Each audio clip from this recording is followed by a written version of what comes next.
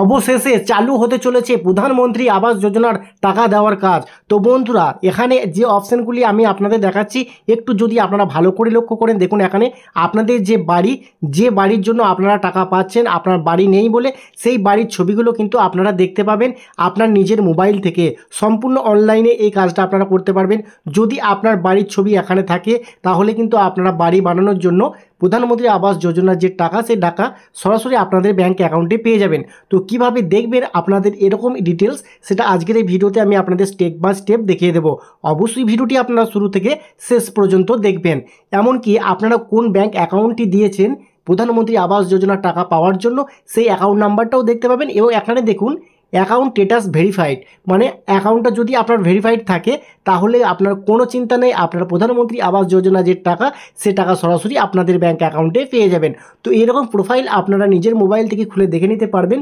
তো বন্ধুরা, আজকে ভিডিওটি শুরু করব তার আগে আপনাদের কাছে ছোট্ট রিকোয়েস্ট, যদি আপনারা আমাদের এই চ্যানেলে নতুন এসে থাকেন অবশ্যই চ্যানেলটি সাবস্ক্রাইব করে রাখবেন এবং পাশে থাকা বেল আইকনটি অবশ্যই অল করে দেবেন। তাহলে যখনই আমরা নতুন নতুন কোনো ভিডিও আপলোড করব আপনারা সবার আগে দেখতে পাবেন। তাহলে বন্ধুরা চলুন আজকের ভিডিওটি শুরু করি। তো বন্ধুরা, প্রথমে আপনাদের মোবাইল, কম্পিউটার কিংবা ল্যাপটপ থেকে যে কোনো একটি ব্রাউজার ওপেন করে নেবেন।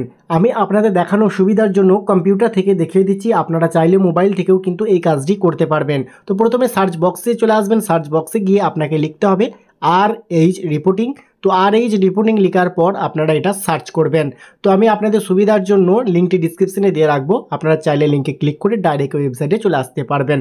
তো বন্ধুরা, এখানে দেখতে পাচ্ছেন FTO ট্রানজ্যাকশন সামারি নামে একটি অপশন কিন্তু আপনারা দেখতে পাবেন। সরাসরি আপনাকে এখানে ক্লিক করতে হবে।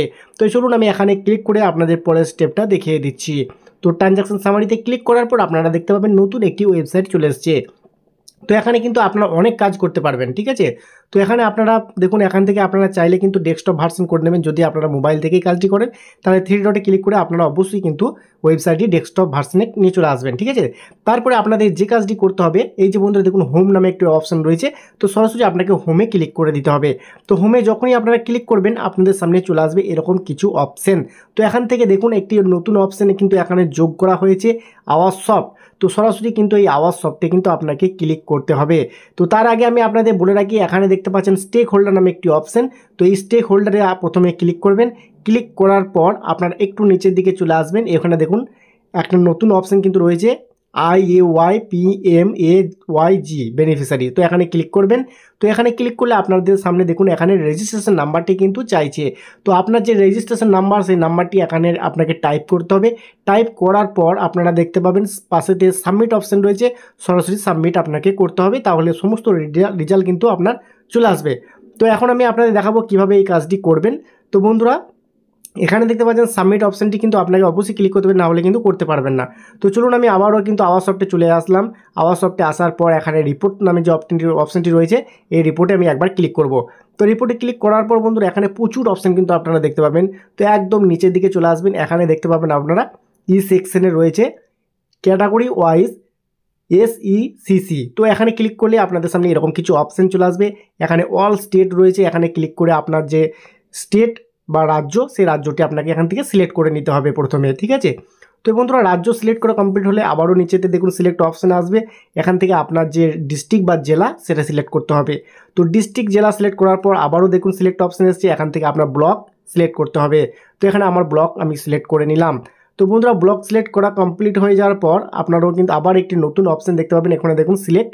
তো এখানে ক্লিক করে আপনার জিপি বা গ্রাম পঞ্চায়েতের নামটি এখান থেকে খুঁজে বের করতে হবে। তো কোন গ্রাম পঞ্চায়েতের আন্ডারে আপনি লিস্টটি দেখতে চাইছেন। তো এখানে আমি দেখতে পাচ্ছেন আমার যে পঞ্চায়েত সেটা সিলেক্ট করে দিয়েছি। এখানে দেখুন একটু অঙ্ক দেখা হচ্ছে, 49 - 70 কত হবে সেটা কিন্তু আপনাকে লিখতে হবে। তো আমি এখানে রিফ্রেশ করে নিলাম এবং 22 + 80 = কত, 102 সে লেখার পর সাবমিট করলাম। তো আপনারাও সাবমিট করবেন।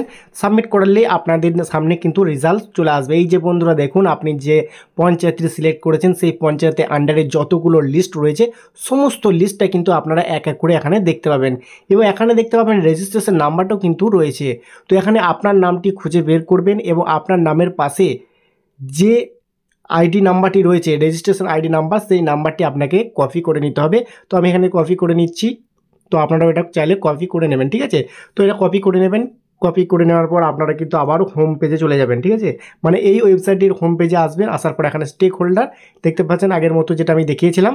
তো এখানে আসার পর IAY এখানে যে অপশানটি রয়েছে বেনিফিশিয়ারি, এখানে ক্লিক করবেন। ক্লিক করার পর যে রেজিস্ট্রেশন নাম্বারটা আপনি কপি করেছেন সেটা এখানে পেস্ট করে দেবেন।